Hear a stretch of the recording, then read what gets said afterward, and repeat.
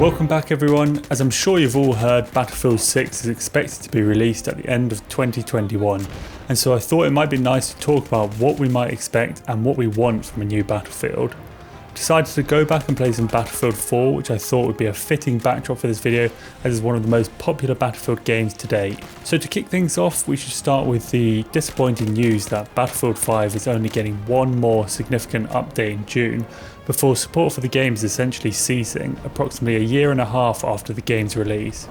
We've also got Star Wars Battlefront 2 releasing its last major update on April the 29th, so we can expect all the focus to now well and truly be on Battlefield 6.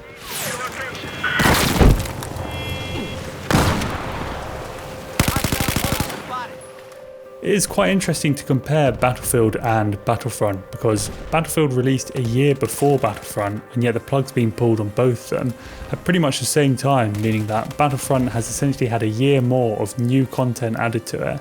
Also, if you actually look at those two games, what they've done since release, the difference is pretty drastic. Both games started from a similar point with very poor releases due to different reasons. Battlefront 2 made the mistake of essentially trying to sneak in a pay-to-unlock scheme, and the game's sales were rightfully punished when this was exposed. Battlefield 5 had a horrendous pre-release due to pretty arrogant and controversial marketing and content of the game.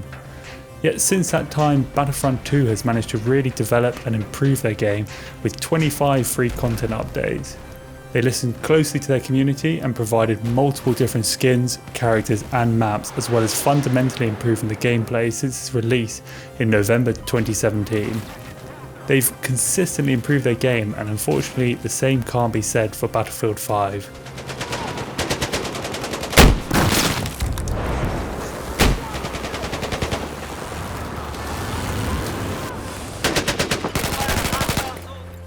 Now I think we all were expecting huge things from Battlefield 5. After having seen how good Battlefield 1 looked, knowing the engine they're working with, and how talented DICE's developers are, we were all looking forward to an epic World War II game, which sadly we never got. Let's be honest though, ignoring all the controversy surrounding the game, it wasn't terrible, it was just average. I actually played it quite a lot with my brother in the end, but the big disappointment was knowing how good it could have and should have been and how far it fell short of that mark.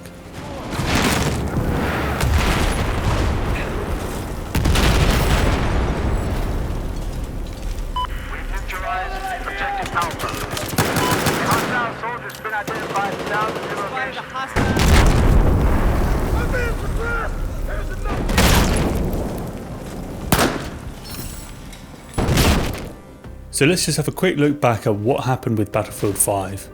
A year after its release, they finally gave us the Pacific Theatre of War, and Battlefield 5 was starting to look a little bit more like the game it should have been.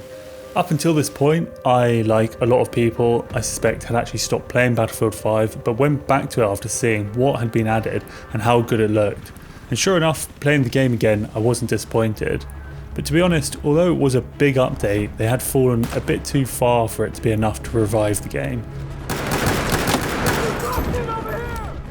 And then the death of the game was accelerated even more so when they made the horrendous decision to follow up with an update that increased the time to kill, which none of the core fans of the game wanted. I suspect they were trying to capitalise on the popularity of the Pacific release, hoping they could get in some new players in by making the game more noob friendly. And for an already badly perceived game, this is a terrible move, as it essentially went directly against the fans that had supported a disappointing game over a year in the hope of picking up a few more late sales. So in contrast with Battlefront 2, Battlefield 5 did not have the same trajectory of improvements made to it since release, and so was never able to recover in the same way that Battlefront 2 did. Ultimately, we've unfortunately been left with a pretty average Battlefield game, but it's worth running through what will be provided in the final big update. So you're going to receive Battlefield currency as weekly rewards in order to get a chance to unlock gear you might have missed previously. There's going to be new content which will likely include a new map. Some events and activities are going to keep going after this update, and finally they are working on community game updates, presumably to try and give the game some more longevity amongst the hardcore fans.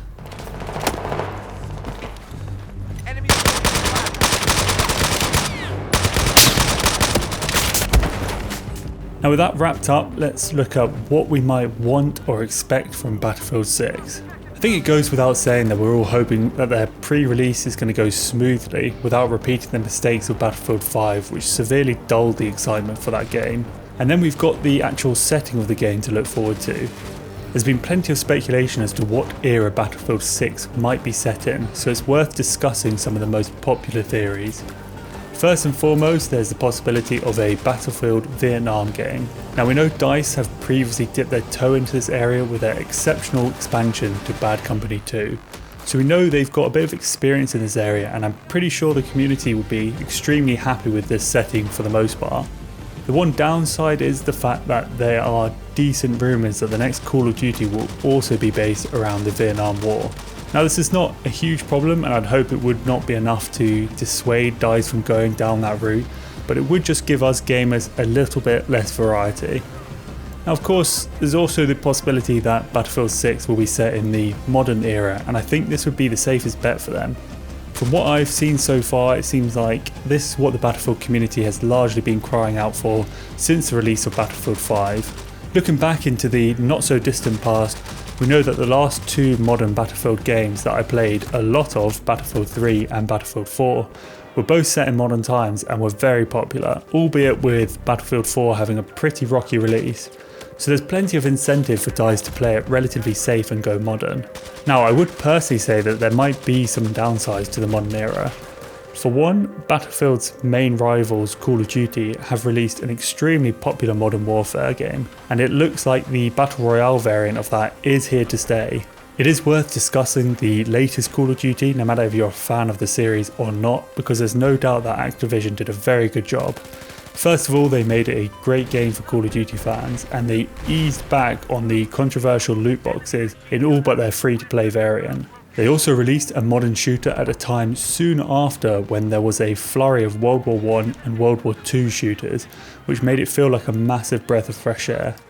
In hindsight, I think World War II Battlefield game would have done a fair bit better if they had followed Battlefield 1 with a modern Battlefield and then gone back to World War II, just to keep things fresh and new. Now that's not to say that it would have made a better game, but I think that would have gone a long way in terms of keeping people excited with the environment. That brings me on to the next possibility for Battlefield 6, which would be the future. And me personally, I would love to see what DICE could do within the 2142 environment. I loved Battlefield 2142 back in the day and loved the Titan mode, but the game had some clunky mechanics which I feel could be fairly easily fixed now.